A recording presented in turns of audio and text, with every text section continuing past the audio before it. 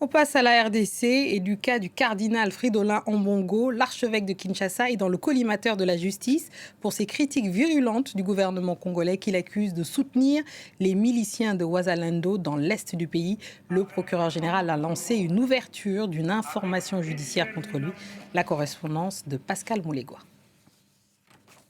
C'est une première dans l'histoire du pays, un haut dignitaire de l'Église catholique romaine visé par des poursuites judiciaires.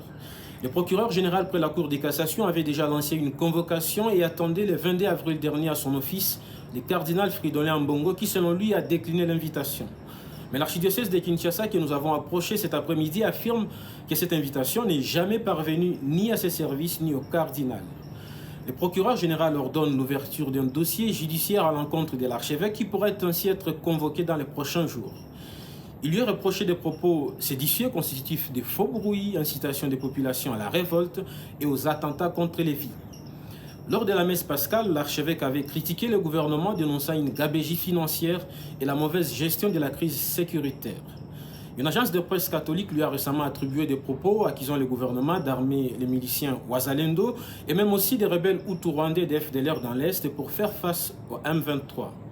Des propos qui avaient ensuite été démentis par l'agence de presse.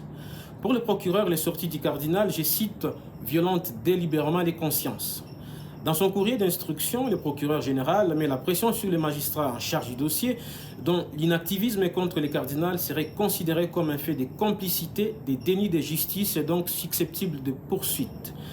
Le dossier n'a pas encore été commenté par le cardinal revenu du Vatican depuis une dizaine de jours. Le cardinal Fridolin Ambongo, membre du cercle très restreint autour du pape, donc le C9, est la plus importante personnalité de l'Église catholique en Afrique.